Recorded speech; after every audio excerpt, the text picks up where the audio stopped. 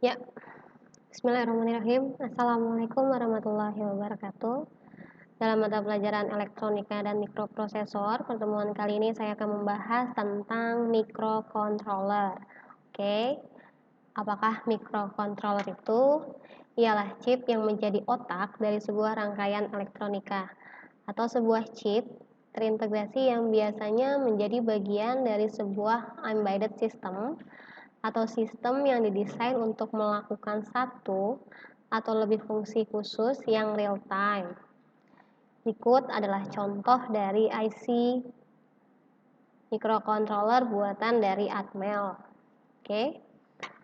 Dalam merancang sebuah sistem berbasis microcontroller itu memerlukan dua perangkat, yaitu perangkat keras dan perangkat lunak. Dimana yang pertama ada sistem minimum microcontroller, yaitu sebuah rangkaian microcontroller yang sudah dapat digunakan untuk menjalankan sebuah aplikasi. Dan yang kedua, ada software pemrograman dan aplikasi compiler serta downloadernya. Berikut adalah perangkat dari downloader seperti itu. Sini ada contoh dari minimum sistem microcontroller. Ada keluarganya dari Arduino board, jenisnya banyak. Ada lagi AFR board, dan yang terakhir ada AFR trainer board. Oke. Microcontroller berdasarkan jumlah bit data itu ada 4. Microcontroller 4 bit. Microcontroller dengan jumlah bit data terkecil diproduksi untuk meminimalkan jumlah pin dan ukuran kemasan.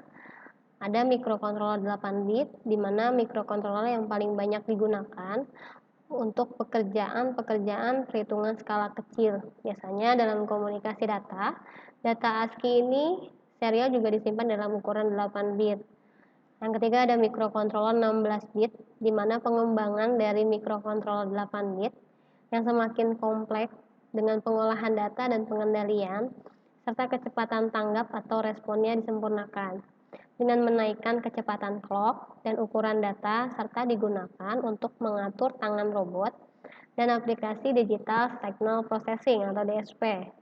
Yang terakhir ada microcontroller 32 bit, di mana biasanya digunakan untuk aplikasi robot, instrumen cerdas, avionik, image processing, telekomunikasi, automobil, dan sebagainya. Dalam program-program aplikasinya bekerja dengan sistem operasi dan dipadukan dengan perangkat pintar lainnya. Oke, lanjut ke klasifikasi arsitektur microcontroller. Itu dibagi menjadi dua, ada CICS dan RICS. CICS di sini adalah Complex Instruction Set Computing dan RICS adalah Reduced Instruction Set Computing. CICS memiliki jumlah instruksi yang lebih banyak dan lengkap, namun fasilitas internal yang dimiliki minimal dan sederhana. Program assembly-nya juga menjadi sangat sederhana karena telah terdapat instruksi yang kompleks. Kebalikan dari CICS, RICS ini memiliki jumlah instruksi yang minim dan terbatas, namun dengan fasilitas internal yang cukup banyak. Program assembly ini lebih kompleks karena merupakan instruksi dasar yang umumnya hanya membutuhkan satu siklus mesin untuk menjalankannya. Oke, masuk ke jenis-jenis dari microcontroller. Di sini ada yang pertama microcontroller AFR, Advanced and Figures RISC Processor, termasuk keluarga dari RISC dengan microcontroller 8 bit.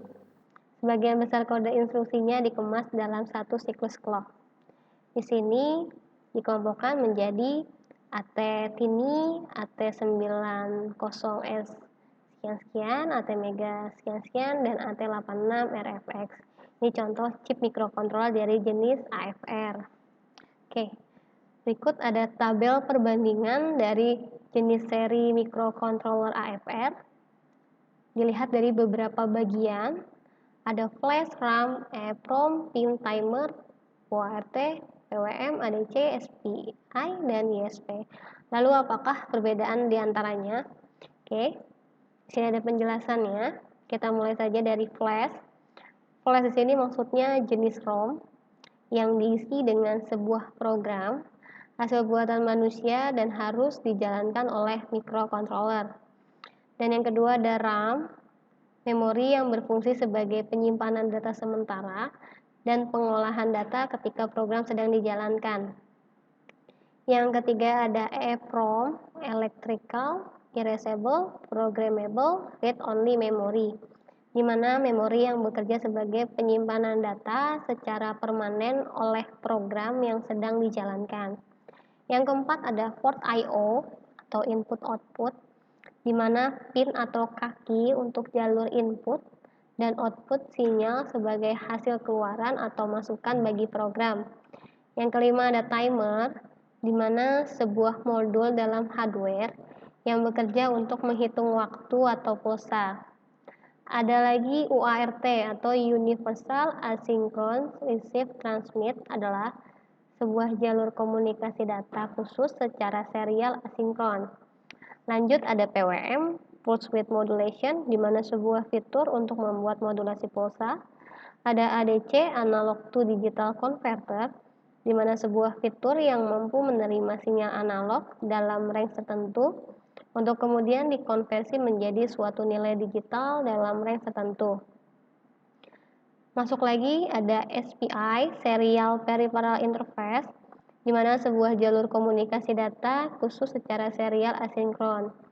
Ada lagi ISP, In-System Programming, di mana kemampuan khusus microcontroller untuk dapat diprogram secara langsung dalam sistem rangkaiannya dengan memerlukan jumlah pin minimal.